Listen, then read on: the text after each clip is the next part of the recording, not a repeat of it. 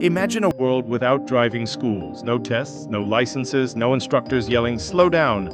It's easy to think that driving schools are just a boring formality, but behind this modern ritual lies a hidden story of chaos, crashes, freedom, rebellion, and the unexpected power of education. On Ordinary, we dig into the overlooked, and today, we're unlocking the surprising history of driving schools and how they silently shape our lives, laws, and liberties. When cars first appeared, no one taught you how to drive. At the end of the 1800s, the automobile was a radical new machine. It wasn't common, and it definitely wasn't safe. In 1886, Carl Benz built what many consider the first modern car. But in those early years, learning to drive was a personal experiment. There were no classes, no rules, and no licenses. We learned by trial and error. The wealthy elite who owned cars simply taught themselves or hired chauffeurs, usually mechanics, to operate the unpredictable machines. With few road signs and almost no regulations, early driving was closer to street warfare than transportation.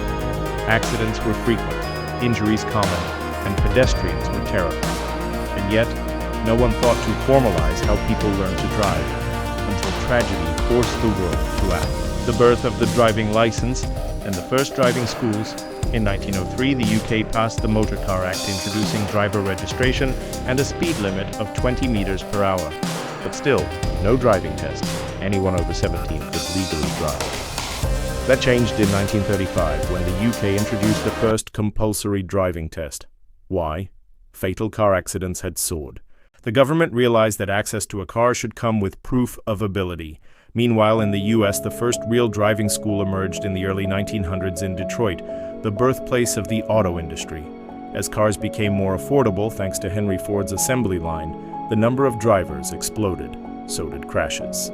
The US began introducing driver education in high schools by the 1930s. It wasn't about safety alone. It was also about creating responsible citizens who could navigate the growing post-war world. In both countries, driving schools became a bridge between personal freedom and public responsibility. Driving schools and social change driving was never just about transportation. It was, and still is, about access. In the 1950s and 60s, civil rights activists in the US understood that access to driving, and by extension, a license, was political. In some places, black citizens were denied driving permits as a form of control. Women in parts of the world have long fought for the right to drive.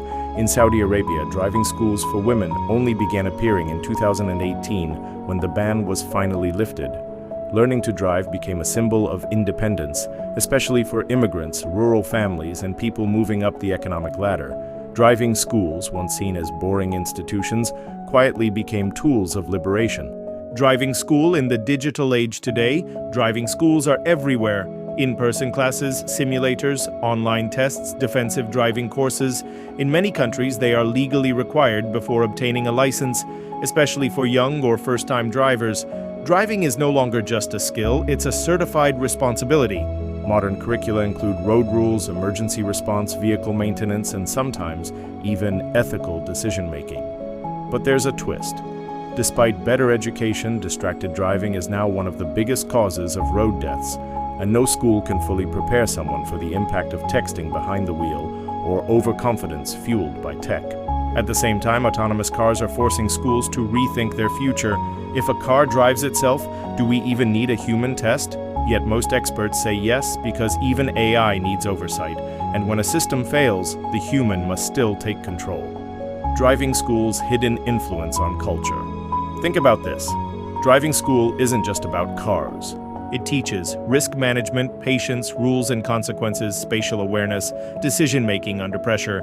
It's often the first major adult responsibility teenagers encounter, and for many, passing the test becomes a rite of passage, a milestone into independence. In that way, driving school quietly influences how we behave, not just on the road, but in society. It teaches us to wait, to assess, to yield, and it reveals who follows rules and who tries to cheat them.